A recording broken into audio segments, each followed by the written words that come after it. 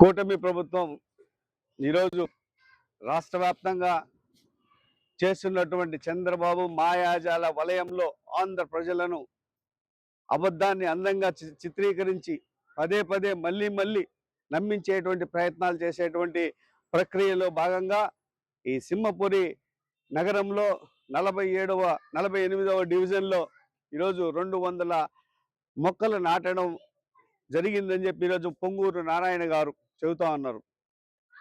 నేను మంత్రి గారు మిమ్మల్ని ఒకటే ప్రశ్నిస్తా ఉన్నా,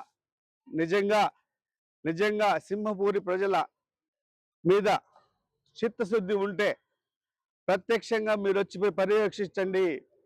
మా డివిజన్లో 20 నుంచి 30 మొక్కలు తప్ప ఎక్కడ కూడా మొక్కలు నాటినటువంటి దాఖలా లేదు.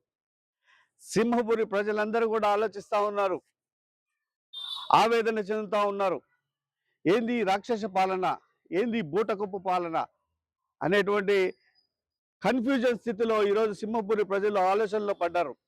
ఇటువంటి మొక్కకు 12,000 రూపాయలు ఖరీదు కట్టి, ట్రేగార్డు మొక్క కలిపి 12,000 రూపాయలు ఖరీదు కట్టి, నీరు పోసేందుకు 8,000 రూపాయలు జీతాలు ఇచ్చి ఈరోజు మీరు బూటకపు పాలనను నడుపుతూ ఉన్నారు. ఇది మంచి పద్ధతి కాదు.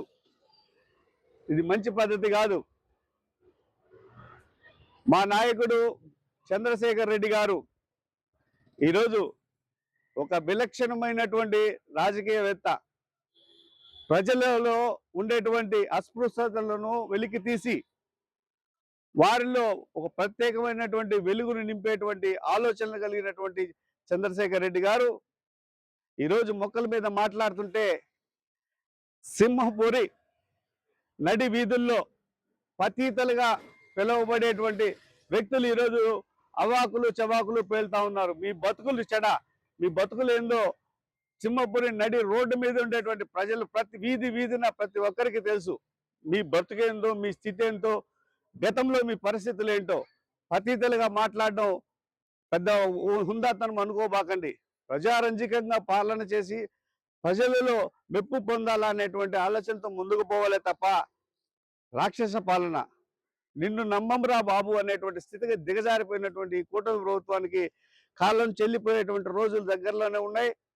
అది కూడా ఈ 48వ డివిజన్లో మా సిద్దిక్ భాయ్ ఆధ్వర్యంలో ఈరోజు డివిజన్ మొత్తం పర్యవేక్షిస్తే 20 నుంచి 30 మొక్కలు రికార్డు పరంగా, మున్సిపల్ రికార్డు పరంగా 200 మొక్కలు ఈ డివిజన్లో నాటామని చెబుతా ఉన్నారు. దాని ఖరీదు ఒక్కొక్క మొక్క 12,000 రూపాయలు, 10 లక్షల రూపాయలు ఈ డివిజన్లో ఖర్చు పెట్టామని చెప్తున్నారు. సిగ్గుండాలా కూటమి ప్రభుత్వానికి? అబద్ధం చెప్పినా అతికినట్టు ఉండాలా, సింహపురి ప్రజలు మెచ్చేట్టు ఉండాలా. కానీ ఈ విధంగా బూటకప్పు పాలన, కూటమి యొక్క మోసపూరితమైనటువంటి వాగ్దానాలతో ఈరోజు రాష్ట్ర ప్రజలను మోసం చేస్తున్నారు. తగిన సమయంలో తగిన రీతిలో బుద్ధి చెబుతారని చెప్పేసి ఈరోజు కూటమి ప్రభుత్వాన్ని హెచ్చరిస్తా ఉన్నా.